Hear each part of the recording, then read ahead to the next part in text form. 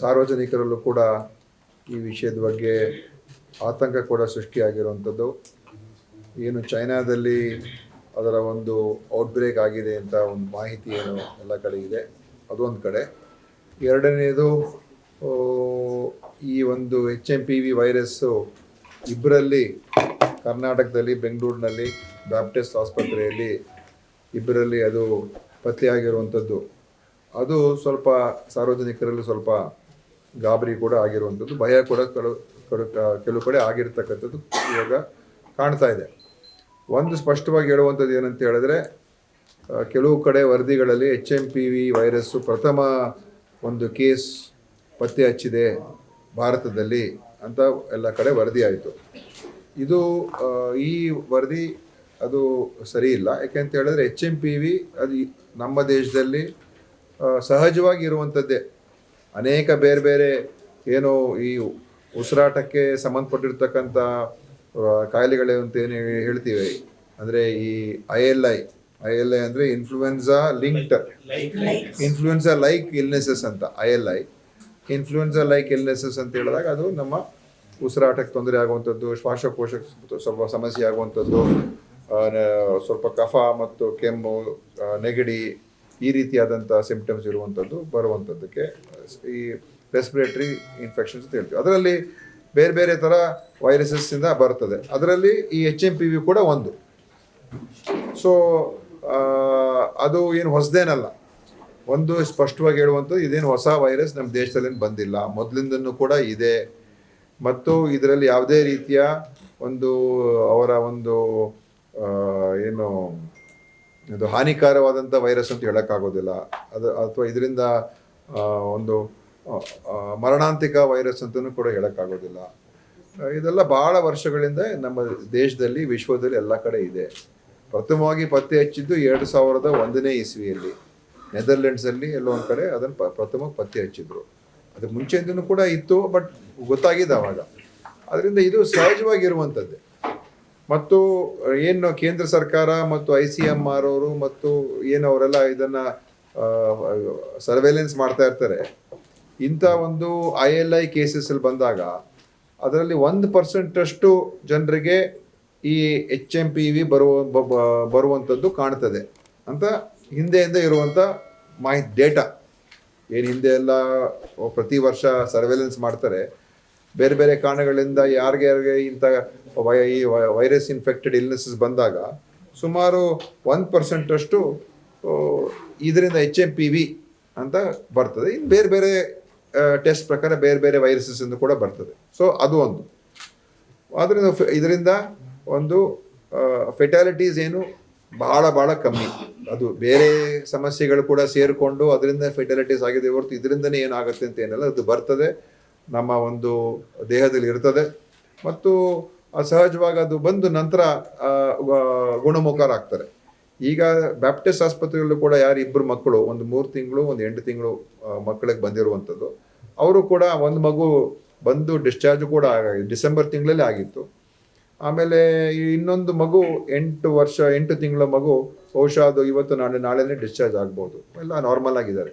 So ಇದರಿಂದ ದೊಡ್ಡ ಮಟ್ಟದಲ್ಲಿ ನಾವು ಸುಮ್ಮನೆ ಭಯಪಟ್ಟು ಅಥವಾ ಇಲ್ಲಿ ಇದರಿಂದ ನಾವು ಆತಂಕಕ್ಕೊಳಗಾಗಿ ಏನೋ ಆಗ್ತಾ ಇದೆ, ನಾವೆಲ್ಲ ಭಾಳ ಎಲ್ಲ ಕಡೆ ಮಾಸ್ಕ್ ಹಾಕೊಂಡ್ಬಿಡ್ಬೇಕು, ಯಾರು ಓಡಾಡಬಾರ್ದು, ಏನು ಹೇಳ್ತಾರೆ ಲಾಕ್ಡೌನ್ ಮಾಡಬೇಕು ಅಥವಾ ಬೇರೆ ಬೇರೆ ಅದೆಲ್ಲ ಏನೂ ಇಲ್ಲ.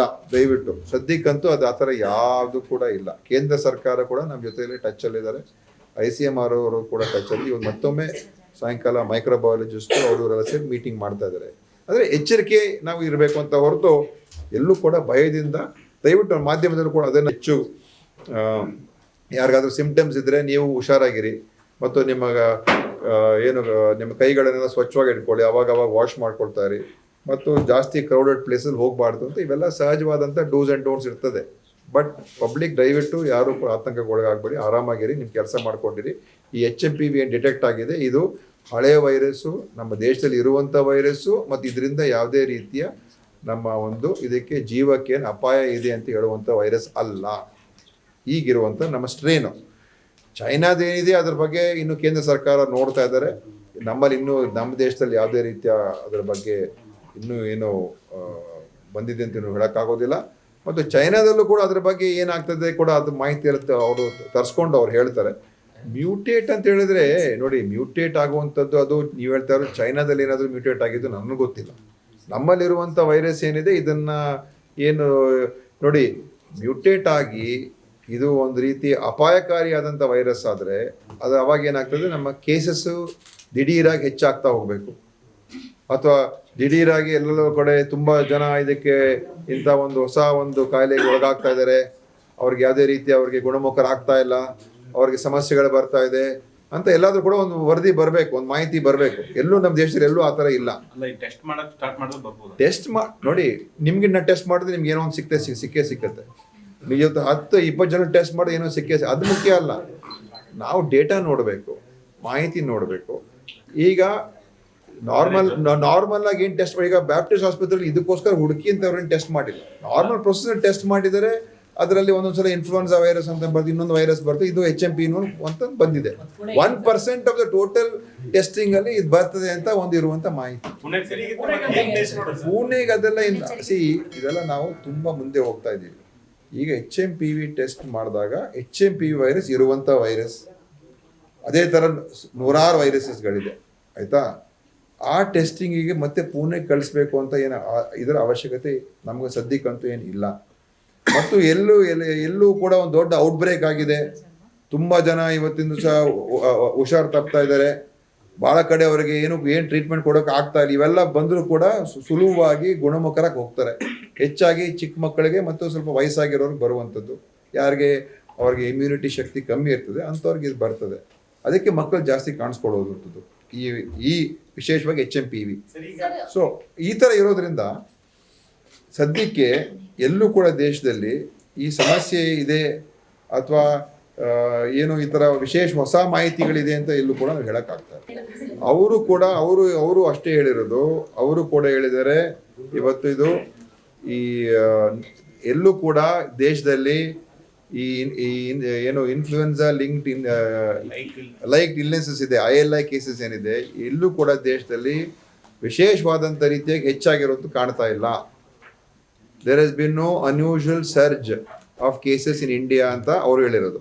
ರೆಗ್ಯುಲರ್ ಆಗಿ ಇದೆ, ಎಲ್ಲೂ ಕೂಡ ಆ ಥರ ಏನು ವಿಶೇಷವಾದಂಥ ಪ್ರಕರಣಗಳು ಇಡೀ ದೇಶ ಎಲ್ಲೂ ಕೂಡ ಕಂಡು ಬರ್ತಾ ಇಲ್ಲ ಅಂತ ಅವರು ಅದೇ ಹೇಳಿದ್ದಾರೆ.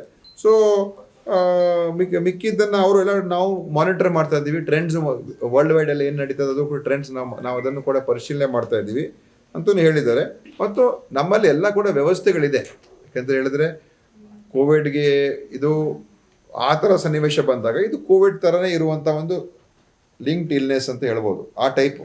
ಸೊ ಆ ಥರ ಏನಾದರೂ ಅಪಾಯಕಾರಿ ಸನ್ನಿವೇಶ ಬಂದಾಗ we are all prepared for that. But ಈ ಸದ್ಯಕ್ಕೆ ಆ ಥರ ಏನೂ ಇಲ್ಲ. ಈಗ ಐಸೋಲೇಷನ್ ವಾರ್ಡ್ಸ್ ಮಾಡುವಂಥದ್ದು, ಟೆಸ್ಟಿಂಗ್ ಕಿಟ್ಸು ಮತ್ತು PPE ಕಿಟ್ಸು ಮತ್ತು RT-PCR ಏನೇನು ಬೇಕು ಅವೆಲ್ಲ ಮಾಡ್ಕೊಳ್ಳೋದಕ್ಕೆ ನಮ್ಮ ಸಿಸ್ಟಮ್ಸ್ ಈಗ ಆಲ್ರೆಡಿ ಇನ್ ಪ್ಲೇಸ್ ಇದೆ, ಮಾಡ್ಕೋಬೋದು. ಬಟ್ ಆ ಸಿಚುವೇಶನ್ ಇಲ್ಲ ಈಗ.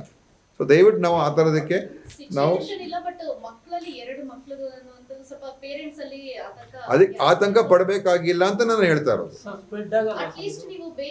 ನೋಡಿ, ಯಾವುದೇ ವೈರಾಣು ಸ್ಪ್ರೆಡ್ ಆಗಿ ಆಗ್ತದೆ. ವೈರಸ್ ಅಂತ ಹೇಳಿದ್ರೆ ಅದು ಇನ್ಫ್ಲೂಯೆನ್ಸ್, ಅದಕ್ಕೋಸ್ಕರ ಸ್ವಲ್ಪ ಎಚ್ಚರಿಕೆ. ಯಾವುದೇ ಕಾಯಿಲೆ, ಈಗ ನನಗೂ ಸ್ವಲ್ಪ ಕಫ ಇದೆ ಈಗ ಆಯ್ತಾ, ನನ್ನ ಹತ್ರ ಜಾಸ್ತಿ ಬರಬೇಡಿ, ನೀವೀಗ ಸ್ವಲ್ಪ ದೂರ ಇರಿ, ಅಷ್ಟೇ ಹೇಳ್ಬೋದು ನಾವು.